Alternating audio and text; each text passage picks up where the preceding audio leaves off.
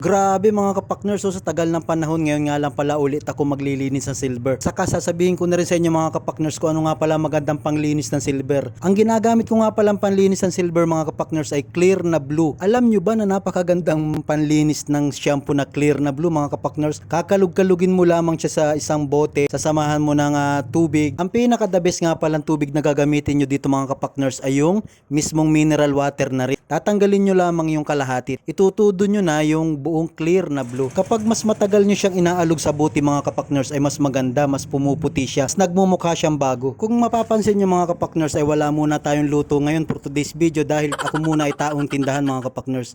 Papaputiin ko lamang muna itong mga silver kong paninda dahil kapag mas maputi, mas magandang ibenta mga kapakners, mas maganda siyang i-display dito sa ating tindahan. At sa mga hindi nga pala nakakaalam, ang inyo nga palang Kapakners TV ay mayroon tindahan. Pagpasensya nyo na nga pala ang aking boses mga kapakners dahil ako ay ngayon pa lamang nag-aaral ng voice over. Dahil lagi din lang naman pinapasakit ni Chef ang inyong tiyan sa kakatawa ay minsan nagagawa din naman ako ng matinong video.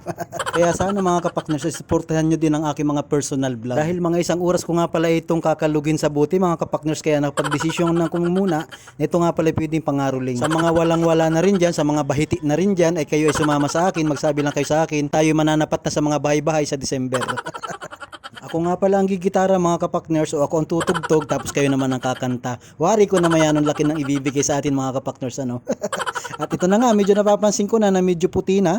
Medyo maganda na itong ating silver mga kapakners. Kunting alog-alog na lang ito mga kapakners at ito ay pwede na nating banlawan. Ito nga pala yung shampoo na ginamit ko na panlinis ng silver mga kapakners. At dahil medyo ngalay na nga ako mga kapakners kaya napagdesisyonan ko nang ito'y banlawan na. Ito nga pala yung kanina pa natin kinakalog. Siguro wala pa namang isang oras. Basta kapag mas matagal siyang inaalog sa buti mga kapakners, mas maganda ang linis. Itong akin medyo hindi masyadong katagalan kaya hindi ko alam kung ito ay magandang pagkakakintab. Tapos yung napag-anuhan pwede mong isalin uli dahil pwede mong magamitin uli sa mga susunod na araw. Pero mayroon sadya mga kapakners na nabibili na panlinis ng silver. Ito nga lang akin ay ituturo ko sa inyo DIY lang muna. Syempre para lang ito sa mga kapakners natin na nagtitipid rin kasi medyo mahal yung panlinis ng silver eh. Kaya ito na babanlawan na natin mga kapakners at sabay-sabay natin tingnan kung mabisa nga ba yung kahit kakaunting oras lang na kinalog. Pero sa tingin ko naman mga kapakners ay mukhang okay naman kasi nakikita ko naman kanina sa labas ng bote na parang malinis naman siya. Saka medyo matagal ko na rin namang ginagawang panlinis yun mga kapakners kaya subukan nyo na rin kung may mga silver kayo dyan sa bahay ninyo na nangingitim na sa inyong mga tabihan. So gusto ko na rin tanungin sa inyo mga kapakners kung okay ba ang aking pagbo-voice over kasi ito ay parang bagong style na naman. Kaya pagtiyaga nyo na muna ang aking voice over mga kapakners dahil sa mga susunod na araw tayo nagagala. Kaya habang walang luto ang ating magluluto na chef ay papakitaan ko kayo ng mga kakaibang vlog. Gaya nito mga kapakners paglilinis ng silver at least ay papaano may matututunan kayong kaunti. Kaya ito na yung ating nililinis sa silver mga kapakners. Parang kalahating oras ko lang itong kinakalog sa bote. Lalo na siguro kung mas matagal ko pa siyang kinalog sa bote, edi mas maganda. Hanggang dito lang vlog natin mga kapakners. Thank you very much.